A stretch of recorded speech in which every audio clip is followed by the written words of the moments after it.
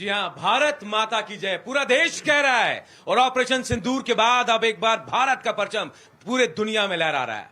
ये ऑपरेशन सिंदूर जिसने दिखाया कि भारत कहां से कहां जा सकता है, कैसे अपनी आत्मरक्षा कर सकता है। और देखिए, यही सवाल आज हम भी पूछेंगे। कई सवाल थे जिनका जवाब विपक्ष मांग रहा था और कई लोगों को भी जानना जरूरी था कि आखिर ये हुआ कैसे।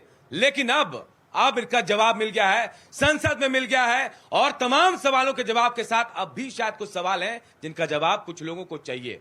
और मेरे साथ देखिए ऑडियंस है, युवा जोश है, ये भी जानना चाहती है कि आखिर क्या हुआ, कैसे हुआ। तमाम बातें इनसे भी करेंगे। साथ मेरे बड़े पैनल भी है, एक बड़ा पैनल। देखिए, मैं सबसे पहले इंट्रोड्यूस कराता हूं major general doctor J K. Bansal, retired रक्षा विशेषज्ञ। मोहम्मद अली, मेजर, रिटायर्ड रक्षा विशेषज्ञ।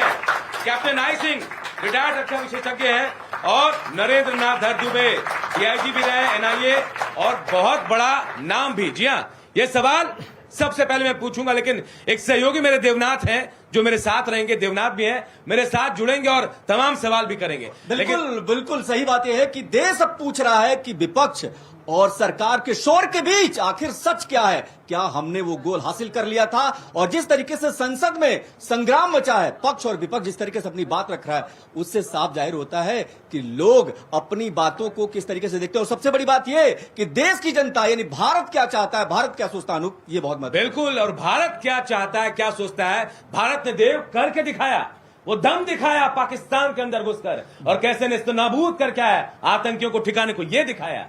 22 मिनट, और 22 मिनट ये पाकिस्तान की तबाही के बहुत सबूत थे जिसको पाकिस्तान कभी भूल नहीं सकता है। और मैं चाहूंगा कि एक बार भारत माता की जय। ये जो युवा जोश है ना, हम में भी उत्साह भर रही है। पूरे देश में जो हमारे दर्शक है, जो घर से देख रहे हैं, अनूप, ये मानिए कि आज फिर से वैसा ही जोश पैदा हो गया जब हमने बड़ी चोट की थी पाकिस्तान। आपके हाथ में भी देखिए रोए खड़े हो रहे होंगे, मेरे पीछे से आवाज आ रही तो मुझे भी ऐसा लग रहा है। लेकिन मैं सवाल पूछूंगा सबसे पहले मेरे जो गेस्ट हैं, नरेंद्र नाथ दुबे जी, आपके पास आता हूं। आपने भी देखा संसद में क्या हुआ, वहां क्या हुआ ऑपरेशन सिंदूर में, उसके बाद क्या लगता है सारे सवालों के जवाब मिल गए या कुछ है जिसका जवाब बाकी है? देखिए, जो संसद की बात आपने की, जो चर्चा हुई, और बेसिकली सारा चर्चा ऑपरेशन सिंदूर को लेकर सेंट्रिक था। पहलगांव में जो लश्कर तोयबा के टेररिस्ट पाकिस्तान से आया और उन्होंने मारे 26 टूरिस्ट को बेरहमी से मारा, बेसिकली सारे सवाल उस पर घूम रहे थे। तो जो भी आपने सफलता देखी कल से पहले, यानी पिछले 48 घंटों में तो 3 टेररिस्ट वो और 2 टेररिस्ट कल अभी पुंछ में नाइट कोर ने मारे हैं। तो और अभी कल एक और कमरबाड़ी से एक लश्कर तोयबा का टेररिस्ट 3 पिस्टल लेके भी कल शाम को पकड़ा गया है।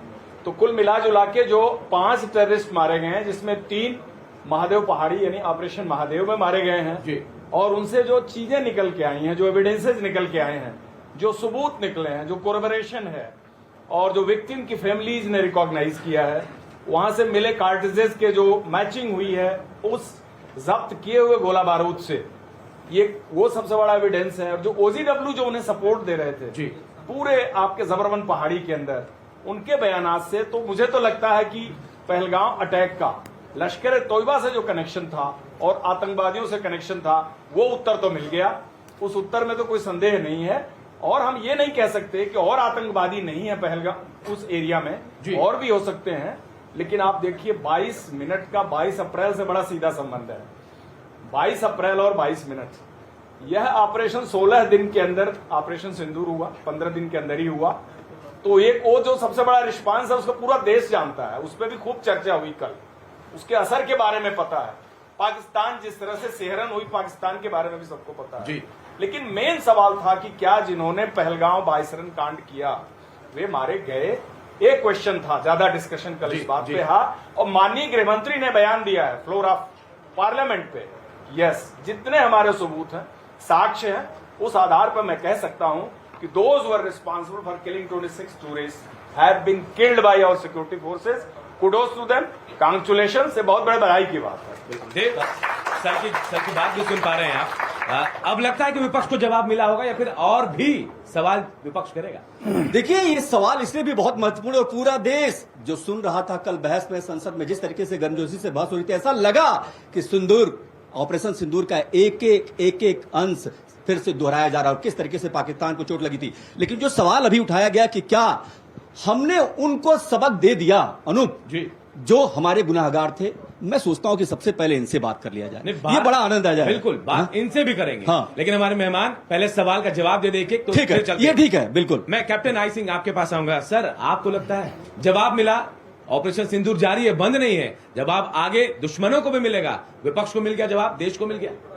निश्चित तौर पे मैं आपको बड़े विस्तार से बताना चाहूंगा, बड़ा जिम्मेवारी के साथ अपनी बात को रखूंगा कि ऑपरेशन सिंदूर हमारी जो सेना ने जो एक पराक्रम दिखाया है, एक जो करके दिखाया है, उस पर कहीं कोई आम जनता कोई संदेह नहीं कर रहा है। क्योंकि हमारी देश की जनता, जितनी हमारी सेना लड़ रही थी, उतनी ही हमारी देश की जो है ना जनता भी सेना के साथ खड़ी थी। एक कहते हैं ना मोरल सपोर्ट, हमारी आम जनता का मोरल सपोर्ट हमारी सेना के साथ पूर्ण रूप से था। अगर साथ में नहीं था तो उन विपक्षी दलों का नहीं था, जो कहीं ना कहीं अपनी राजनीतिक रोटियां हर क्षेत्र में ढूंढते हैं। जबकि उनको सोचना चाहिए कि सेना किसी की नहीं होती, सेना देश की होती है। और सेना के ऊपर इस तरह के जो है ना आरोप लगाना शायद ये कहीं से कहीं ठीक नहीं। अब मैं मुख्य मुद्दे पे आना चाहूंगा।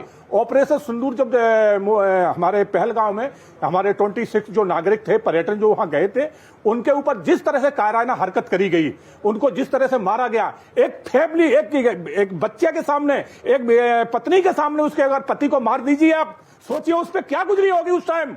एक पत्नी बैठी है जिससे उसके पति हस्बैंड का नाम पूछा जा रहा है, जब वो कहता है कि हम हिंदू हैं, बोले गोली मार दो।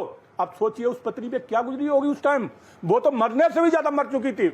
तो हमारे देश के प्रधानमंत्री ने उसका तगड़ा जवाब दिया।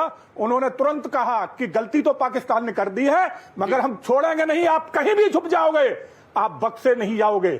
और सेना को फ्री हैंड दिया। सेना से कहा कि आप अपनी तैयारियां करिए, आप अपने हिसाब से डिसीजन लीजिए, जगह भी आपकी, तैयारी भी आपकी, अटैक भी आपका, कैसे आपने करना है, सरकार की तरफ से पूर्ण रूप से आपको जो है छूट है, हर तरह से फ्रीडम है। इसी तरह से जब हमारी सेना ने अटैक किया पाकिस्तान पे, आप देखिए कि उनके जो 11 हेडक्वार्टर थे, किसके, टेररिस्ट के, 11 हेडक्वार्टर में से 9 हेडक्वार्टर उनके मात्र 22 मिनट्स में ध्वस्त कर दिया था, छोड़ा नहीं था। पाकिस्तान को बिल्कुल नेस्त नाबूद कर दिया था। और तो और पाकिस्तान के जितने एयरबेस थे हमने हमारी सेना ने उड़ाए, उनके रेडार सिस्टम को हमने फेल किया, उनकी मिसाइलों को हमने फेल किया। और सबसे बड़ी बात यह है कि हमारे पास जो ब्रह्मोस है, ब्रह्मोस मिसाइल ने वो कमाल करके दिखाया कि आज दिन तक सारे देशों के पास उसका तोड़ नहीं है। और हमारा जो रक्षा कवच था, सबसे ज्यादा S-400 जो रसिया ने हमें दी है, उसने जो करके दिखाया इसमें कि पाकिस्तान ने हमारे पास एक साथ एक बार में 500 ड्रोन हमारे ऊपर भेजे हैं, मगर सबको नेस्त नाबूद ऊपर ही कर दिया। किसने किया? हमारी S-400 ने। और जितने भी हैं अटैक किए हमारी ब्रह्मोस ने। और ये किस लिए हुआ कि आज हमारे देश में जो प्रधानमंत्री है, वो उसके अंदर इच्छा शक्ति है। वो कहता है कि अगर हमारे नागरिक को आप टच करोगे तो आप कहीं भी चले जाओगे, हम बख्शेंगे नहीं। उदाहरण आप देखिए, अभी केरला की एक नर्स थी जी, जिसको फांसी की सजा मिल चुकी थी, मगर नरेंद्र मोदी ने वहां कैसे क्या किया और उसकी फांसी की सजा रद्द करा दी। इसी तरह से आपने देखा होगा तुर्की में हमारे 5 सैनिक, रिटायर्ड नेवी के सैनिक थे, उनको भी वहां फांसी की सजा दी गई थी, मगर नरेंद्र मोदी ने उनकी फांसी सजा रद्द नहीं कराई, उनको सकुशल अपने देश घर ले आए। तो ये इच्छा शक्ति है एक हमारे प्रधानमंत्री की। और पिछले प्रधानमंत्री कैसे थे 2014 से पहले? आपने यासीन मलिक का शायद सभी ने नाम सुना होगा, एक बहुत बड़ा टेररिस्ट था। उसने, जब मैं भी उस टाइम कश्मीर में पोस्टेड था, जब आर्मी में था, ऑन द स्पॉट उसने 3 एयरफोर्स के ऑफिसरों को शूट आउट किया था। और उसको मनमोहन सरकार में सोनिया गांधी जी पीएम हाउस में रेड कारपेट बिछा के बुलाती थी और उसके साथ फोटो सेशन कराती थी। तो ये इच्छा शक्ति होती है एक सरकार की। मैं अपने टाइम की खुद बता रहा हूं, अगर पाकिस्तान से बॉर्डर पे, जब मैं पुंछ साइट में भी रहा हूं, मेरी पोस्टों पे अगर अटैक होता था, फायरिंग होती थी पाकिस्तान की तरफ से, तो मुझे जवाबी फायर देने के लिए दिल्ली से परमिशन लेने पड़ती थी, वो मिलती नहीं थी। आज हमारा सैनिक अगर गलती से भी उनसे फायर हो गया पाकिस्तान वालों से, तो हमारा सैनिक LMG तब तक बंद नहीं करता है जब तक उनको ध्वस्त नहीं कर देता है। तो यह सरकार की इच्छा शक्ति होती है। बिल्कुल देव, सुन रहे हैं, जवाब तो दिया जा रहा है, जोरदार जवाब मिल रहा है और जवाब भी बहुत शानदार, तालियां बज रही है, बच्चे इतने खुश हैं, आप समझिए। तो फिर जिनको जवाब चाहिए था उनको तो मिल ही गया है। बिल्कुल जवाब मिल गया, लेकिन सवाल जो विपक्ष उठा रहा है उसको भी आप नजरअंदाज नहीं कर सकते, क्योंकि ये लोकतंत्र है और यहां पर सबको अपनी बात कहने की आजादी है। लेकिन इस आजादी के क्रम में कहीं ऐसा तो नहीं है कि हम पाकिस्तान की आवाज बन जा रहे हैं? विपक्ष कहीं सुर में जो मिला रहा है, तो जाहिर सी बात है इन सब सवालों के बीच आप अगले गेस्ट पे जाएंगे तो ज्यादा ठीक बिल्कुल। मैं आपके पास आऊंगा, मेजर मोहम्मद अली, रिटायर्ड रक्षा विशेषज्ञ। सर, आपको गूज बम आ रहे थे, घर में बैठे थे, ऑपरेशन सिंदूर हो रहा था, लग नहीं रहा था, पहुंचना चाहिए था मुझे वहां, कुछ रह गया बाकी? मेरे को वापस ख्याल आ रहा था जब मैं वर्दी पहनता था और मैं सरहद पे रह रहा था। मैं महज 30 मीटर की फासले पे पाकिस्तान की पोस्ट से, यहाँ पर हमारा झंडा और यहाँ पर 30 मीटर पे पाकिस्तान का झंडा। और 2003 की बात है ये, आज से 22 साल हो गए हैं इस बात को। और बिल्कुल ऐसी खुजली हो रही थी कि वापस वर्दी में जाओ, वापस सरहद पे जाओ और छक्के छुड़ाओ जैसे हम छुड़ाते हैं पाकिस्तान के। जी। अब आप देखिए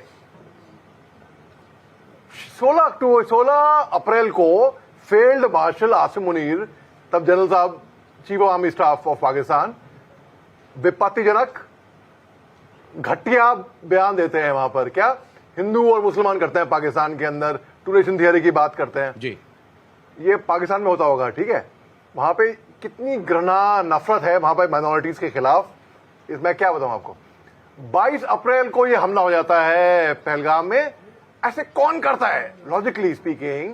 नाम पूछ के, मजहब पूछ के, कपड़े उतारो, कलमा पढ़ो, मोदी जाके कह देना, महिलाओं के सामने उनके पतियों को, उनके सुहाग उजाड़ना, बच्चों के सामने उनके पिता को मारना, जाहिर सी बात है घृणा किसी की भी, कोई भी हो।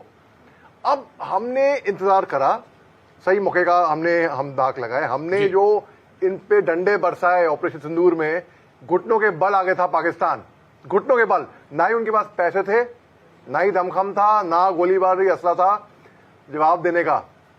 अभी रोता है क्या? ये तो बस शुरुआत है, क्योंकि ऑपरेशन सिंदूर पॉज हुआ है ना। बिल्कुल। आगे आगे देखो होता है क्या। बिल्कुल बिल्कुल देव, होता है क्या? अभी तो वक्त बाकी है, ऑपरेशन सिंदूर भी बाकी है, अभी चल रहा है और अभी बस रुका है, लेकिन थमेगा नहीं। मैं सर आपके पास आऊंगा, मेजर जनरल डॉक्टर जेके बंसल, आप रक्षा विशेषज्ञ और डीआरडीओ के डायरेक्टर भी रहे। सर, आप तो दोनों जगह, डीआरडीओ आज भारत को कहां से कहां लेकर जा रहा है आप समझ रहे हैं, लेकिन आपसे जानना चाहूंगा, जो सवाल उठ रहे थे देश में, जिनका जवाब कल मिला, क्या वाकई सारे सवालों का जवाब मिल गया? देखिए, सारे सवालों के जवाब क्या, जो सवाल थे उससे भी ज्यादा जवाब मिले, और जवाब तो उसी दिन ही मिल गया था जब हमारी सेना ने अटैक करके उनके 9 ठिकाने ध्वस्त कर दिए। और वही हमारा टारगेट था। अगले दिन बिल्कुल क्लियर कर दिया गया था पूरे वर्ल्ड को कि हमारा जो है टारगेट हो गया, और चाइना को भी बता दिया गया था कि हम इसको एस्केलेट नहीं करना चाहते। उसके बावजूद जब पाकिस्तान ने हमारे शहरों पर अटैक किया तो हमने उनके सारे जो सुरक्षा जो एयर डिफेंस थे उसको खत्म कर दिया। उसके बाद भी जब उन्होंने दोबारा हिमाकत की तो अगले दिन 11 ठिकाने उनके बिल्कुल नस्ते नामूद कर दिए गए, जो कि मिलिट्री बेसिस थे, और आज तक भी जो है उनको वो रिपेयर नहीं करा पाए। कल भी प्राइम मिनिस्टर साहब ने कहा है कि जो वो आईसीयू में पड़े हुए हैं उनके एयर बेसिस अभी। तो ये हालात है। चाइना ने उनको वेपन दिए, आप चाहे PL-15 उनकी मिसाइल ले लीजिए, वो हमारे यहाँ पे आके ऐसी पड़ी रही, बेकार हो गई। उनके HQ-9 HQ-16 जो एयर डिफेंस सिस्टम चाइना ने दिए थे वो सब नस्ले नामूद, कोई कुछ बचा नहीं पाया। जबकि हमारा एयर डिफेंस सिस्टम, जैसे कि S-400 की बात कही, इसके अलावा जो हमारा आकाश एयर डिफेंस सिस्टम है, वो आकाश तीर, पृथ्वी मिसाइल जो, और बैराक 8, तो हमारा जो सुरक्षा कवच था, एयर डिफेंस बहुत अच्छा था। वो बहुत होने की जरूरत है आज की तारीख में। और ब्रह्मोस मिसाइल ने कमाल किया है। उसके बाद में देखे जो फिलीपींस ने हमको ऑर्डर दिए थे ब्रह्मोस के, अब जो है उसको ऑर्डर मिल रहे हैं, उनकी इंक्वायरी आ रही है। जो बाकी देश हैं, इंडोनेशिया, मलेशिया और चिली और साउथ अफ्रीका, UAE, तो सब के हो आ रहे हैं। जो आपने बिल्कुल DRDO की बात कही, अभी DRDO कितनी अच्छी तरक्की कर रहा है। हमने इंटरकॉन्टिनेंटल बैलिस्टिक, बड़े फख्र की बात है कि हमारे पास में अभी इंटरकॉन्टिनेंटल बैलिस्टिक मिसाइल है, जिसकी रेंज जो है अग्नि 5 की रेंज है 5000 किलोमीटर, जो कि हम उसमें के अंदर में है। तो हमारे पास में हर तरह की मिसाइल्स हैं, और जिसकी अभी जो बाकी देश हैं उन्होंने उसमें बहुत इंटरेस्ट दिखाया है।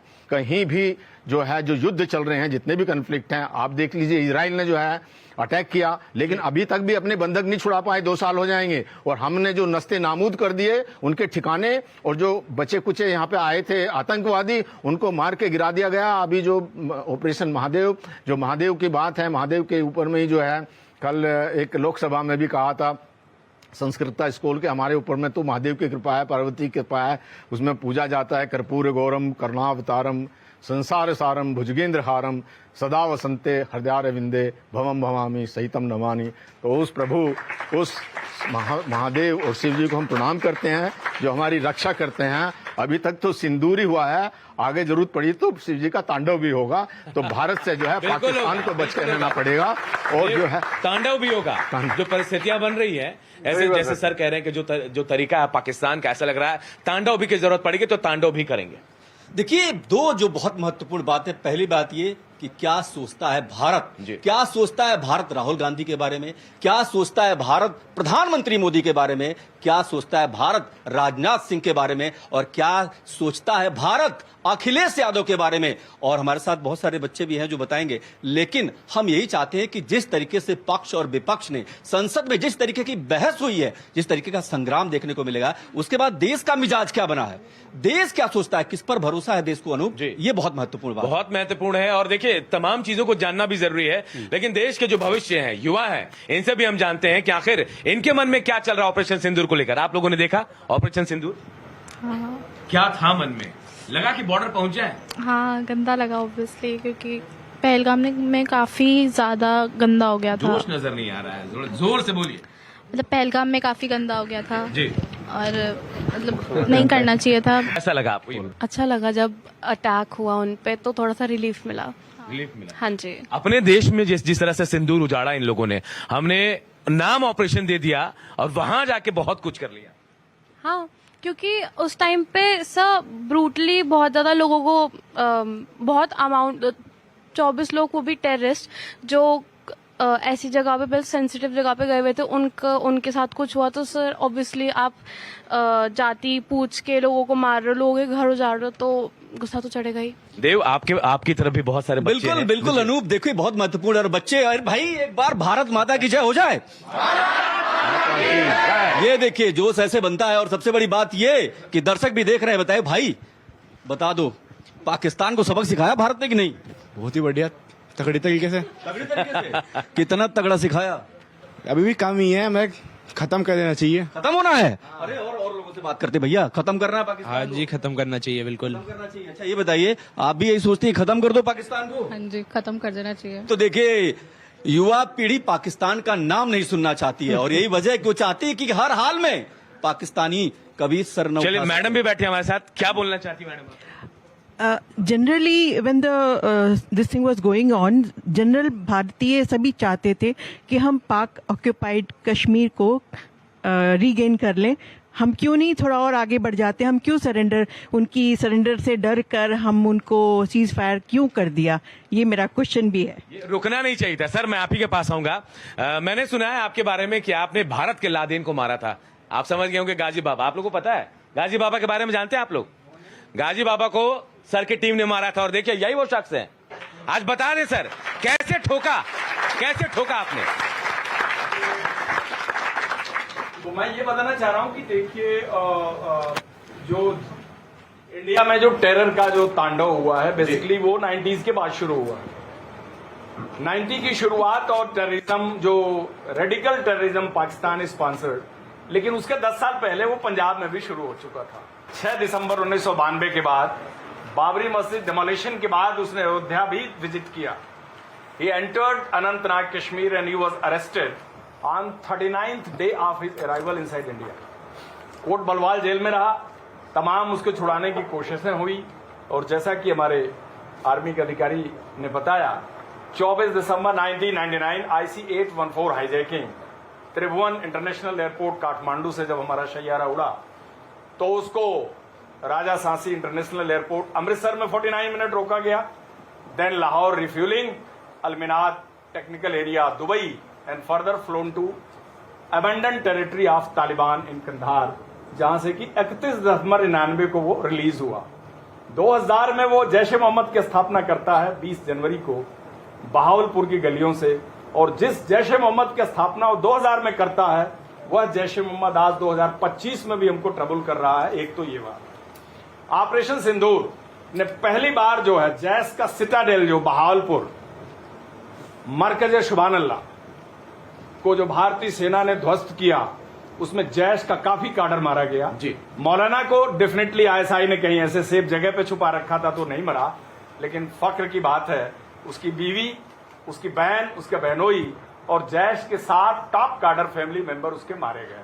अगर पाकिस्तान, जिसका कि भारत ने एक पॉलिसी डिक्लेरेशन कर दिया है, अपनी वार पॉलिसी के अमेंडमेंट कर दिया कि any act of terror on Indians sponsored by Pakistan we shall consider as a state attack.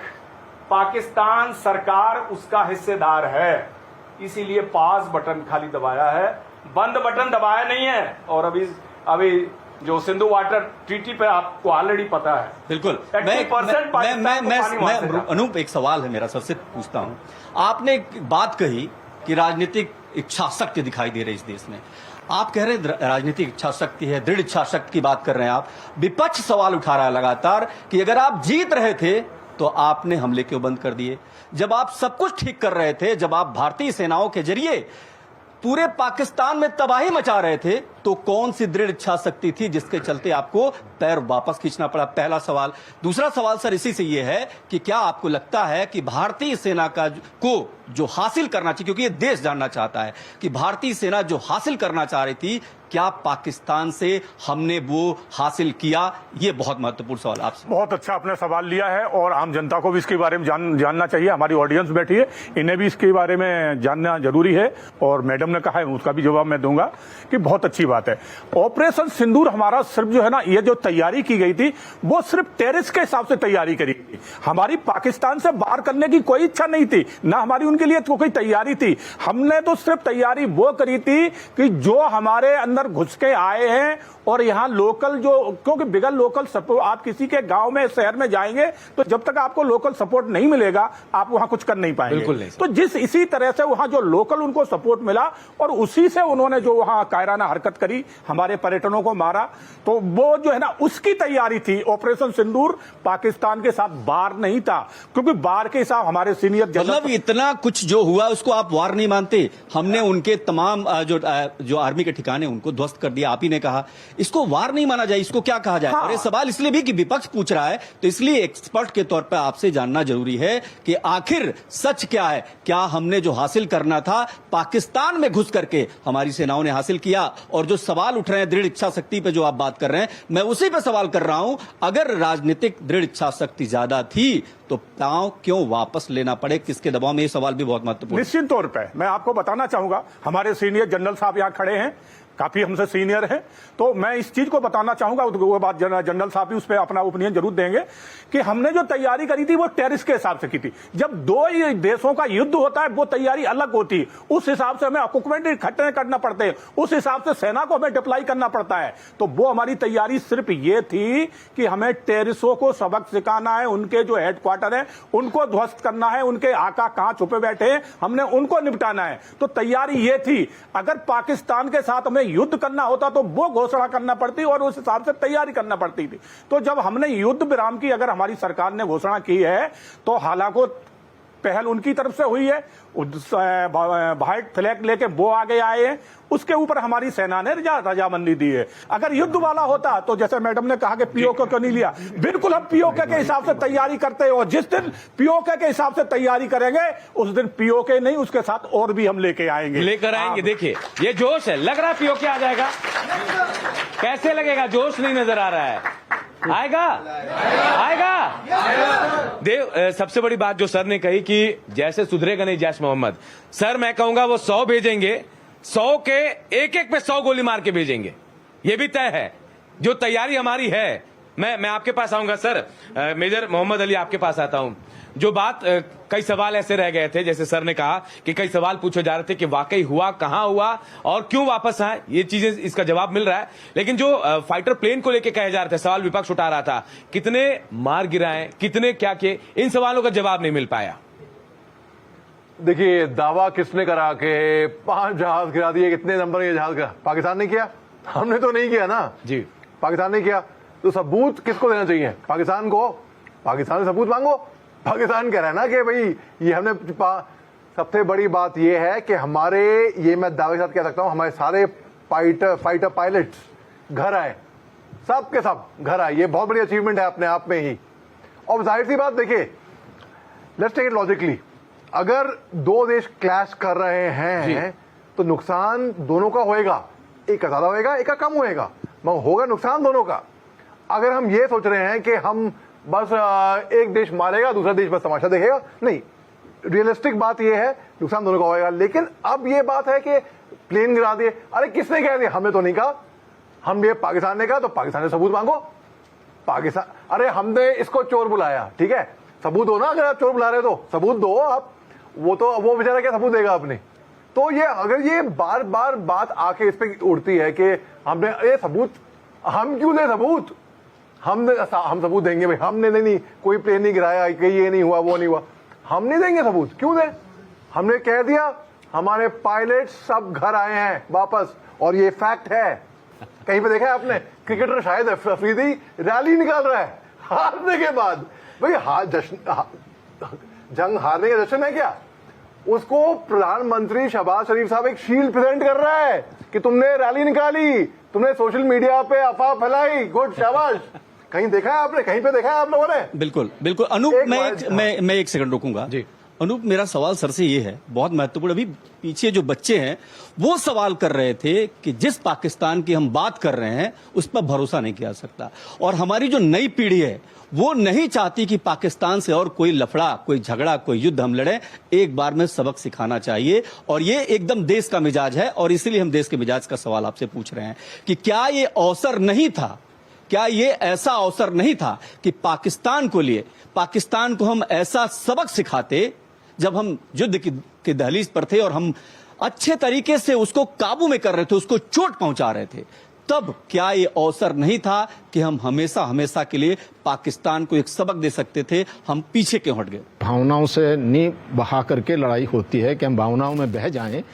जब 22 अप्रैल को ये कांड हुआ उसके बाद में जनता की डिमांड थी कि हम जल्दी से जल्दी भावनाओं से युद्ध होते हैं सर, भावनाओं से युद्ध होता है, लेकिन क्या कर रहे हैं हम लोग? इतने साल से तो हम तैयारी तो कर रहे हैं। पाकिस्तान की विदेश नीति का आधार ही है भारत विरोध।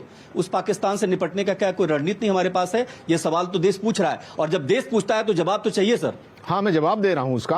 आप बिल्कुल जवाब देने के लिए हैं हम। भावनाओं से युद्ध जीतते हैं। भावना जरूरी है, जब जरूरी होती है, जब युद्ध के मैदान में सिपाही जाता है वो बिल्कुल पूरा भरा होता है, लेकिन उससे पहले वो अगर बिना तैयारी के चला जाए तो वो भावना किस काम की? तो तैयारी है कि नहीं? प्लीज जरा मेरे को पूरा कर लेने दीजिए। अभी 1971 की जब वार हुई थी, मार्च के महीने में इंदिरा गांधी ने जनरल मानेकशॉ से कहा था कि आप अटैक कर दीजिए। उन्होंने कहा नहीं, हमें समय चाहिए, और जो कम से कम भी 7-8 महीने तैयारी करने के बाद में दिसंबर के महीने में जब लड़ाई हुई, जैसे कि भदौरिया साहब ने कहा कि एक पर्टिकुलर युद्ध को करने के लिए उसकी प्लानिंग करनी पड़ती है, और प्लानिंग का मतलब अगर हम पीओके को लेने चाहते हैं तो उसी तरह की हमको प्लानिंग करनी पड़ेगी। और एक चीज और मैं बता देता हूं, जो मिलिट्री के तरह से होता है कि जब हम किसी ऑफेंस में जाते हैं तो रेशो 1:3 करनी पड़ती है। अगर उनकी एक नफरी है, उनकी एक बटालियन है, तो हमको 3 बटालियन वहां पे उतारनी पड़ेगी, और मोबिलाइज करने के लिए, समय के लिए, उसके लिए पूरी तैयारी करनी पड़ती है, उसमें मोबिलाइज करना पड़ता है। ये नहीं कि ऑपरेशन में और लड़ाई में, वार में जो है बहुत फर्क होता है। ये हमने एक ऑपरेशन किया,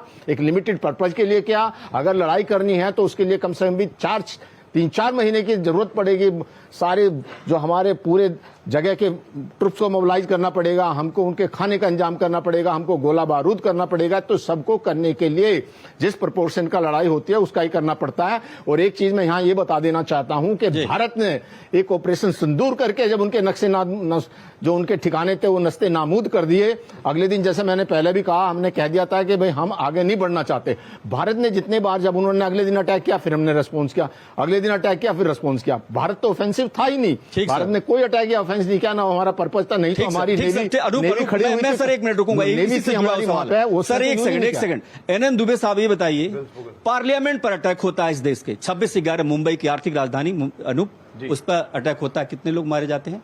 हमारी तैयारी कब होगी? ये सवाल बहुत महत्वपूर्ण है। और यही तो कहता हूं कि देश का मिजाज यही कह रहा है कि जब बार बार पाकिस्तान एक ही हरकत कर रहा है तो तैयारी कब होगी? क्या तैयारी थी अनूप? ये सवाल तो बनता है ना। बिल्कुल। एनएन दुबे साहब, देखिए, ऐसा है कि मैं काफी उत्तर इस पे दिए जा चुके, इसको थोड़ा सा 2-4 चीज और मैं जोड़ूंगा। हर देश की अपनी एक नेशनल पॉलिसी और स्ट्रेटजी होती है। भारत की नेशनल पॉलिसी और स्ट्रेटजी फर्स्ट अटैक की कभी नहीं रही है, और मैं इसको एक अच्छी पॉलिसी मानता हूं। We are not the invaders, हम आक्रांता नहीं है, हम विस्तारवादी नहीं है।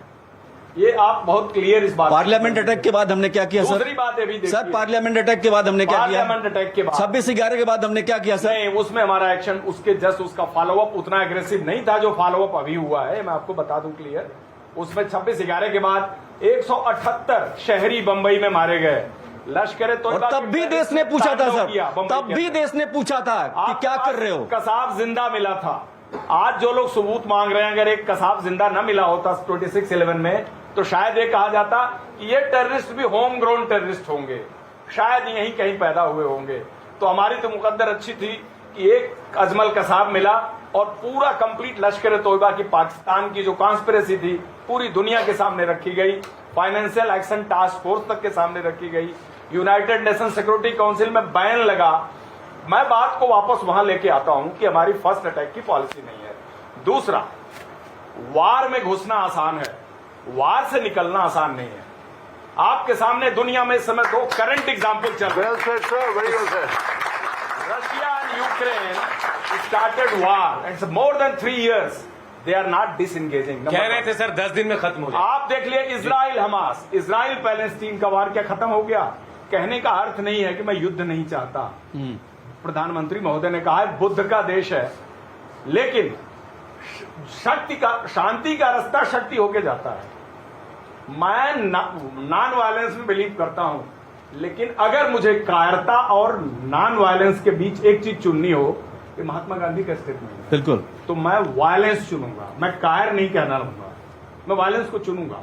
तो भारत का बड़ा calibrated to the point response था और बहुत क्लियर कट रिस्पांस था।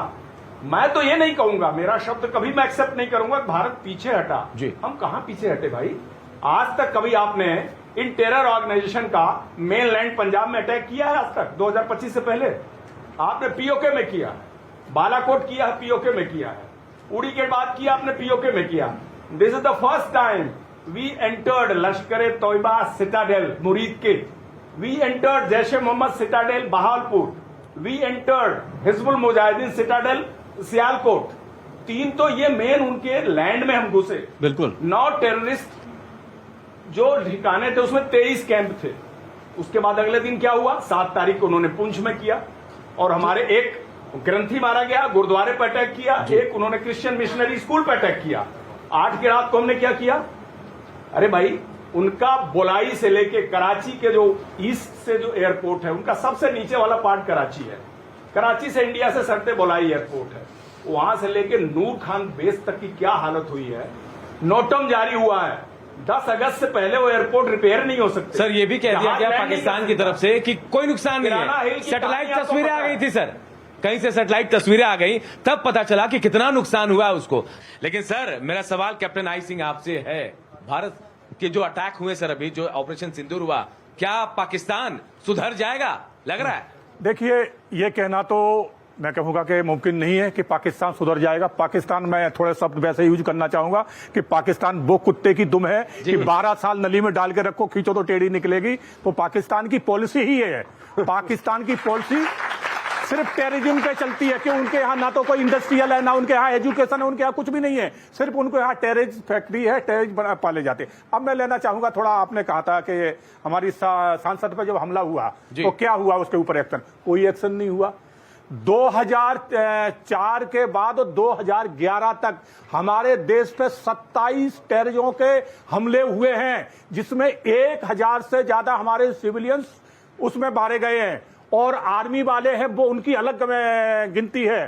तो मगर इसके ऊपर सरकार ने कोई ना तो जवाबदारी ली और ना ही ये कहा कि पाकिस्तान पाले हुए आतंकवादी हैं, उनको सिर्फ जो है ना डिनाइड करती रही सरकार, क्योंकि सरकार की इच्छा नहीं थी। आज जो सरकार पूछ रही है आज की सरकार से कि आज जो है ना सिंदूर पे आपने क्या किया, तो वो उन्हें बताना चाहिए कि हमारे देश में जब 27 हमले हुए आपने क्या किया।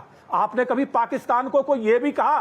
क्या खाली इनका एक रूल था, ये फोटो उनके भेजते थे और डोजियर लिख के भेजते थे पाकिस्तान को कि देखिए आपके लोग टेररिज्म नहीं कहते थे, आपके लोग आए हमारे भारत में लोगों को मार के चले गए। मगर आज की सरकार की इच्छा शक्ति देखिए, हमारा देश का प्रधानमंत्री देखिए, वो ये कहता है हम डोजियर नहीं देंगे, हम डोज देंगे और पाकिस्तान को निपटा देंगे। तो खुले जवाब दिया जाता है, जय हिंद, जय हिंद, जय भारत।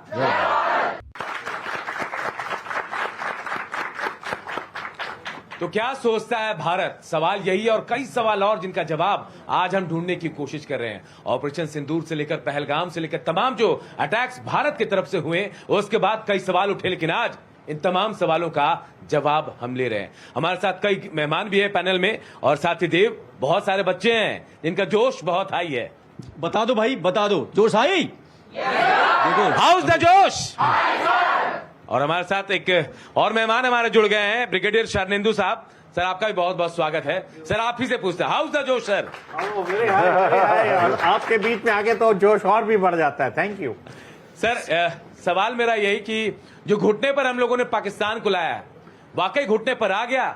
खड़ा होने के काबिल छोड़ा हमने उसे? देखिए, पाकिस्तान की जो हालत है इसको कई बार बयान किया जा चुका, और जो ऑपरेशन सिंदूर के बाद जो उनके हालात हैं वो आप देख सकते हैं। कहाँ है नवाज शरीफ, कहाँ है शहबाज शरीफ, कहाँ है आसिफ मुनीर? कोई स्टेटमेंट, कोई बयान, कोई चीज, कोई भी, बिल्कुल साइलेंस है।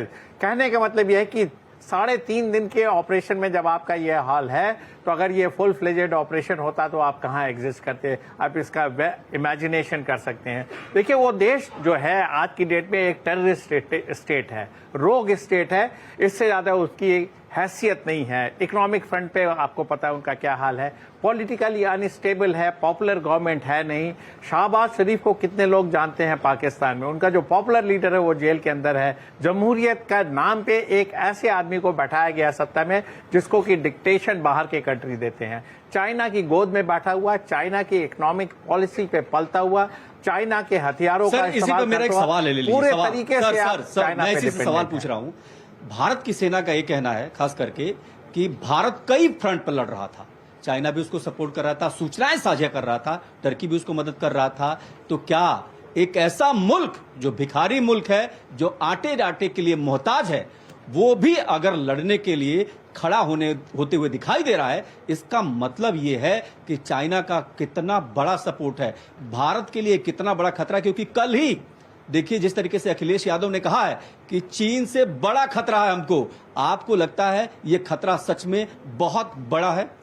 देखिए, मेरा मानना है कि हिंदुस्तान की जो सशस्त्र सेनाएं हैं वो हर स्टेप पे तैयार रहती, हर दिन तैयार रहती हैं। और जब हम अपना थ्रेट एनालिसिस करते हैं तो पाकिस्तान एक तरफ है, चाइना एक तरफ है, इंटरनल सिचुएशन किस तरीके की डेवलप हो सकती है, किस तरीके से हमारे नेबरिंग कंट्रीज को बरगलाया जा सकता है, उनका इस्तेमाल किया जा सकता है, इन सब पे हम बड़े समग्र रूप से काम करते हैं। ये हमारे लिए सरप्राइज नहीं है कि चाइना ने पाकिस्तान की मदद की। हमें ये पता है कि पाकिस्तान के पास जो हथियार है वो चाइना के हैं, लिहाजा हम उसके लिए तैयार रहते हैं। भारतीय सेना जब पीस टाइम में काम करती है तो हम किस लिए, क्यों इतने व्यस्त रहते हैं, क्यों एक्सरसाइजेस की जाती हैं, क्यों वॉर गेमिंग होती है, क्यों तमाम तरीके के एक्सरसाइज होते हैं? हम अपने प्लान को इवॉल्व करते हैं, हर बार एक नई कोशिश करते हैं कि पाकिस्तान को उसी के डिजाइन पे कैसे बीट करना है, हम उसकी तैयारी करते हैं। हम देखते हैं कि चाइना कहाँ वनरेबल है, हम कहाँ हिट कर सकते हैं, कैसे उसके ऊपर अपनी सुप्रीमेसी लगा सकते हैं। तो हमारे लिए ये सरप्राइज नहीं था। देखिए, एक पॉलिटिकल स्टेटमेंट होता है, उस पर ना जाके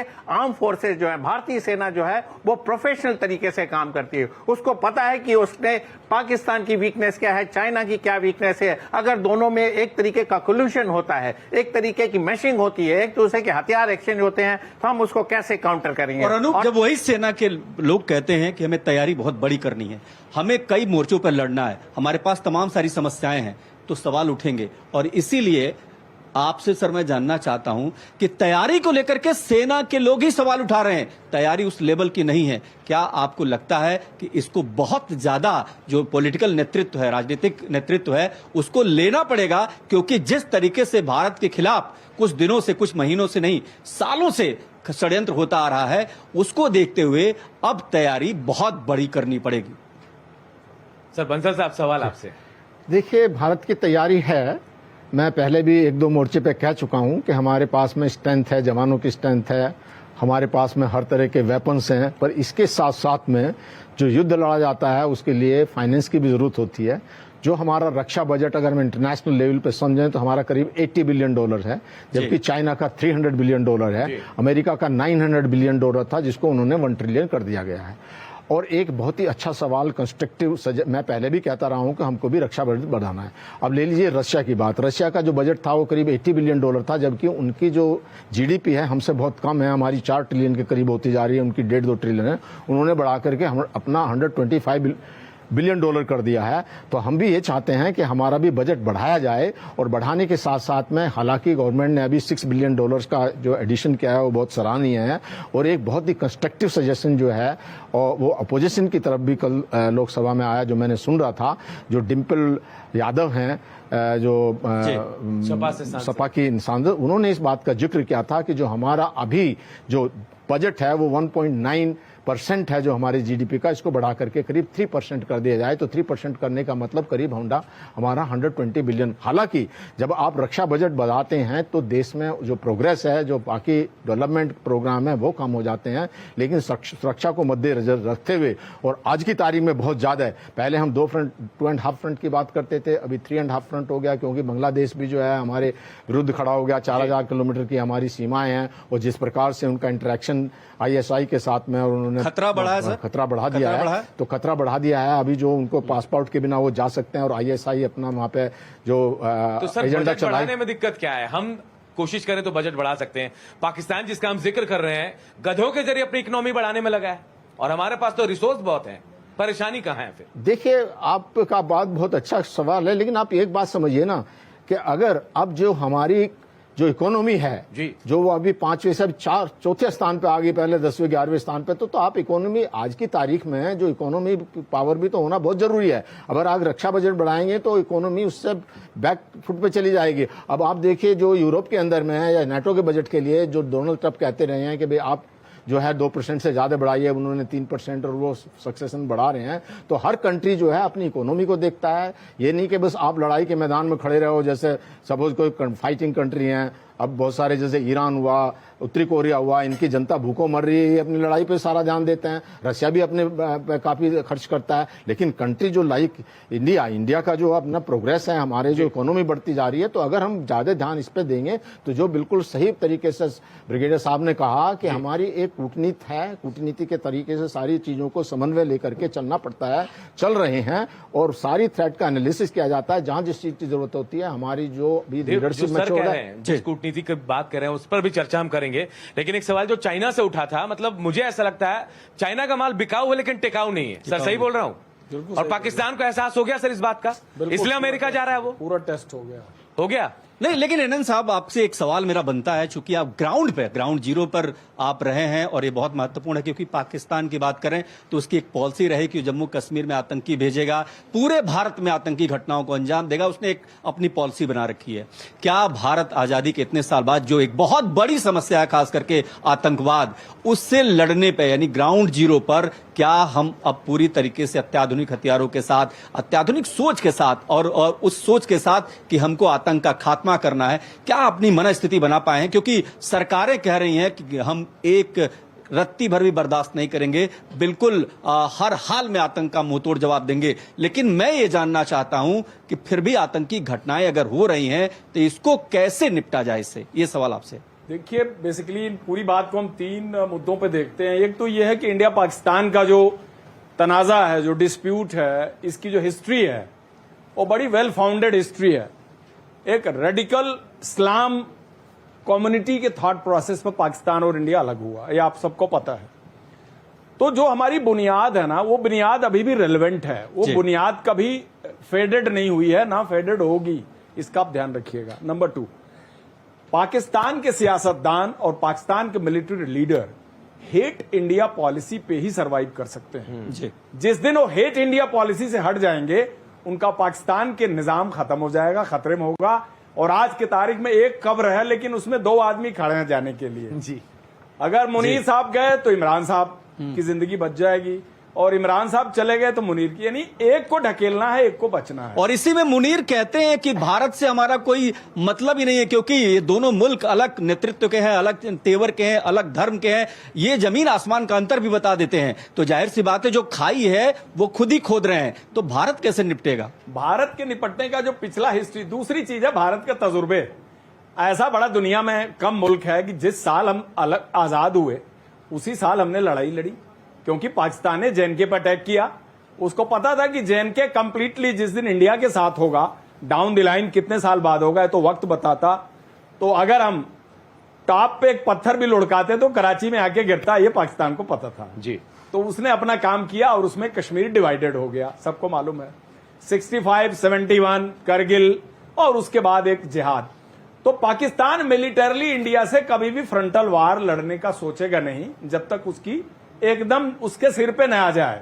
they will fight through proxy, they will fight through different non state actor जिसको बोलते हैं। अब चक्कर है कि जब स्टेट एक्टर और नॉन स्टेट एक्टर दोनों मिल जाएं और दूध और पानी का आपको एक ब्लर लाइन पता न लगे, वो बड़ी डिफिकल्ट सिचुएशन है।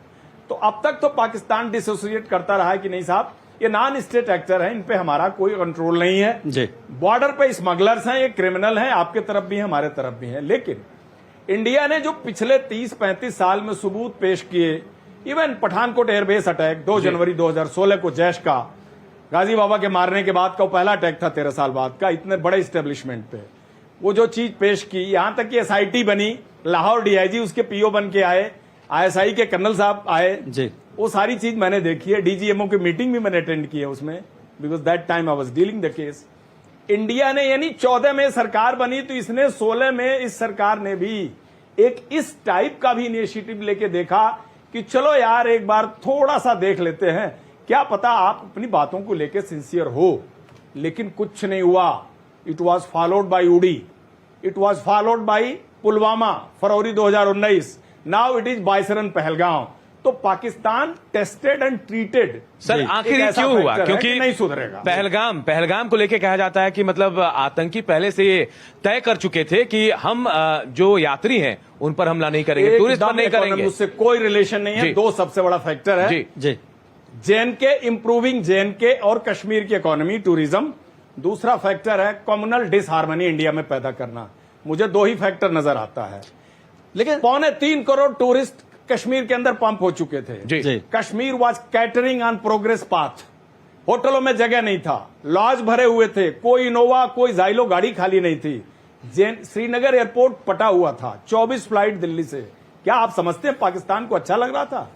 Entire JNK was blooming with security क्यों नहीं थी सर? सवाल ये भी था, सिक्योरिटी क्यों नहीं? सिक्योरिटी के बारे में आपको बताता हूं। यह बिल्कुल सही है कि एक आम शहरी, एक आम भारतीय जहां टूरिज्म के लिए जाता है वहां सिक्योरिटी होनी चाहिए। लेकिन माफ करिएगा मुझे, जेएनके में चप्पे चप्पे पर सिक्योरिटी प्रोवाइड किया जाना संभव ही नहीं है।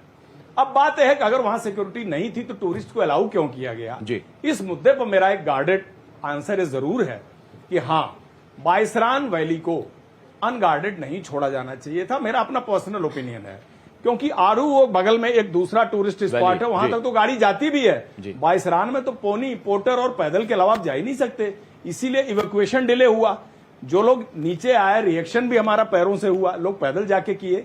तो बाइसरान पे नजर रही होगी, लेकिन इतना एंटिसिपेट कोई नहीं कर रहा था कि कभी भी अनगार्डेड टूरिस्ट पर इतनी बड़े तादाद में हमला आज तक किया नहीं था किसी ने। ठीक है सर ठीक है। अनूप, एक सवाल जरूर है, मैं पूछना चाहूंगा सर आपसे कि दुनिया भर के जितने भी लोकतांत्रिक मुल्क हैं वो कहते हैं कि दावा करते हैं कि वो लोकतांत्रिक देश हैं और भारत भी दुनिया का सबसे बड़ा लोकतंत्र है। लेकिन इस लोकतंत्र की रक्षा सिर्फ और सिर्फ हथियारों का जो ट्रेंड दिख रहा है, हथियारों से ही की जा सकती है।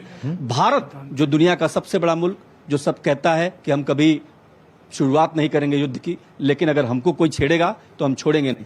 लेकिन जो परिस्थितियां बन रही हैं वैश्विक स्तर पर, उसमें क्या ये सवाल महत्वपूर्ण नहीं है कि भारत की तैयारी अब और बड़े लेवल पर करना ही होगा? अगर लोकतंत्र की रक्षा भी करनी है तो भी इसके लिए हमें हथियार चाहिए, हमें तमाम सारे संसाधन चाहिए, अपनी सेना को मजबूत बनाना पड़ेगा। ये जरूरत कितनी बड़ी आप मानते हैं?